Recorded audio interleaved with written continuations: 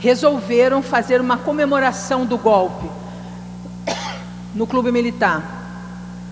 E houve uma manifestação, notadamente de estudantes, enfim, outras pessoas, contrárias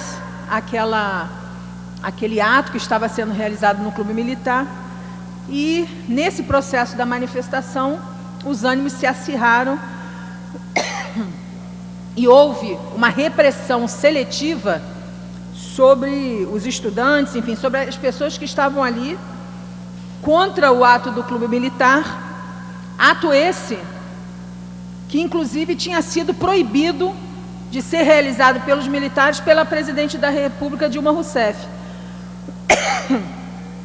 A presidenta, né, publicamente, de forma muito ampla, colocou como ordem a proibição da realização do ato no Clube Militar.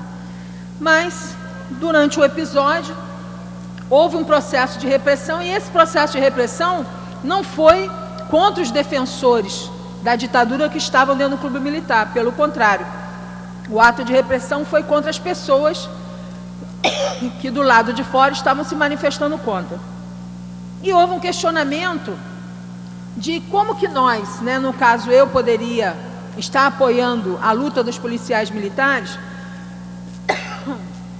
se eles naquele episódio participaram de um processo de repressão, como participam de outros processos de repressão. E aí eu queria dizer que não são os policiais militares, não são os trabalhadores da Polícia Militar os responsáveis pelos atos de repressão que são praticados contra o movimento social, contra, enfim, as lutas e a organização do povo e dos trabalhadores. Existe uma legislação no nosso país, uma legislação penal militar, existe um regulamento, né, que ordena o comportamento da força auxiliar, no caso da Polícia Militar. Existe um estatuto dessa corporação, e essas leis são as leis que definem o comportamento desses policiais. Da mesma maneira que são as leis que definem a política nacional de concessão de benefícios do INSS, que às vezes, enfim, às vezes, na maioria do momento ali que o servidor da Previdência vai conceder um benefício, muitas vezes ele deixa de conceder um benefício a um trabalhador. Por exemplo, no caso do acidente de trabalho, operário ou qualquer outro trabalhador se acidenta no seu trabalho, ele é colocado em benefício.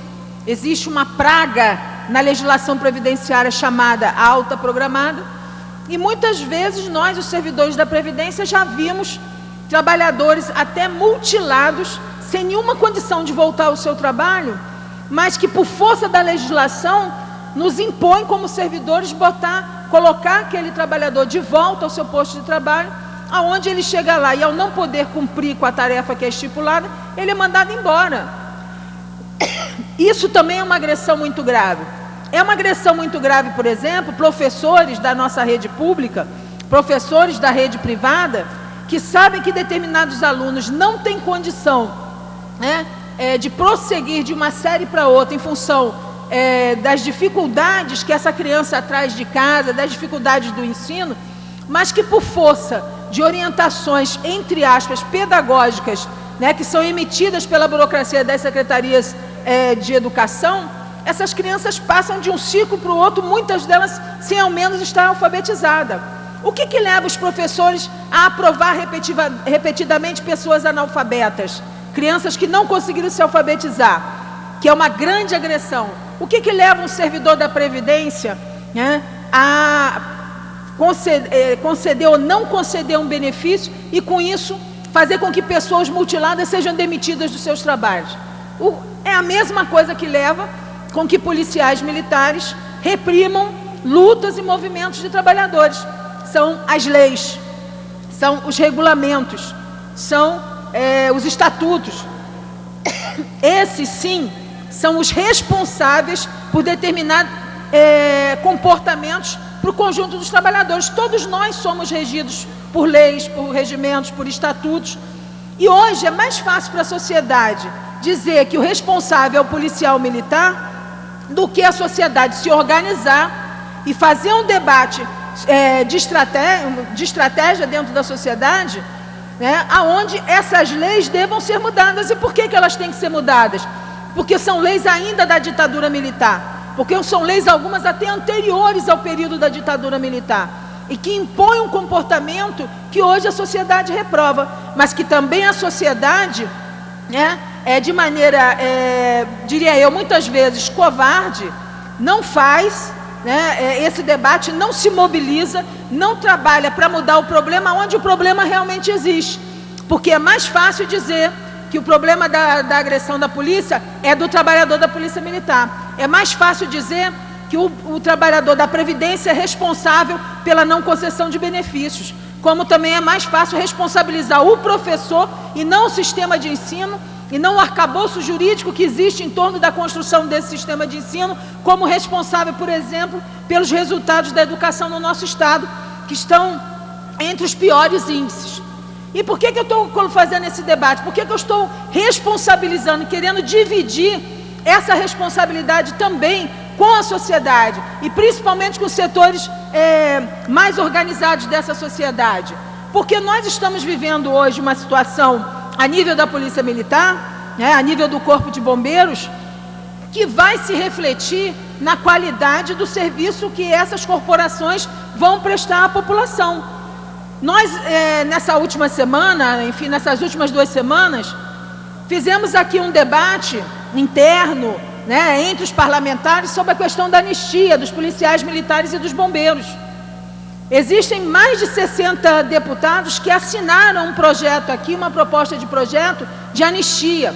Existem mais de 60 deputados nessa casa que estão dispostos a construir com o governo e com as corporações uma saída para o problema que aconteceu em função da greve, né? Greve essa que o governo a todo momento disse nos grandes meios de comunicação que não existiu, mas que nos boletins internos, né, continua existindo, porque as pessoas continuam punidas. E aí eu quero trazer esse debate de novo para a tribuna, que nós colocamos aqui que nós faríamos um armistício, que nós íamos trabalhar no sentido da concertação, que nós íamos trabalhar no sentido da busca de diálogo, e é isso que os parlamentares dessa casa estão fazendo. Mais de 60 parlamentares dessa casa assinaram um pedido de anistia, estão buscando o presidente da casa, estão buscando o governo para tentar fazer isso. Mas enquanto os deputados dessa casa estão com esse comportamento, no boletim de ontem, dia 9 de abril, boletim da Polícia Militar do Estado do Rio de Janeiro, assinado pelo comandante, né, geral da Polícia Militar, Coronel PM Comandante Eri Ribeiro Costa Filho, saem mais uma vez. Mais 2 trabalhadores da Polícia Militar são excluídos, são expulsos no boletim de ontem, e mais 199 trabalhadores da Polícia Militar são colocados sob processos disciplinares. 199 trabalhadores, aqui ó, olha as páginas, no boletim de ontem. Esse aqui é o espírito de concertação, esse aqui é o espírito de buscar a unidade, esse aqui é o espírito de tentar recompor as relações? Não me parece que seja.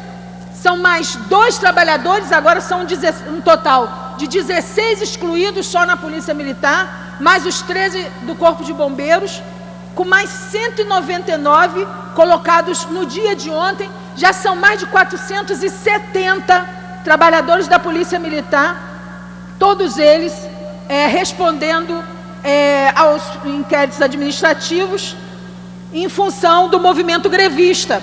Greve essa que o governo disse que nunca existiu, né?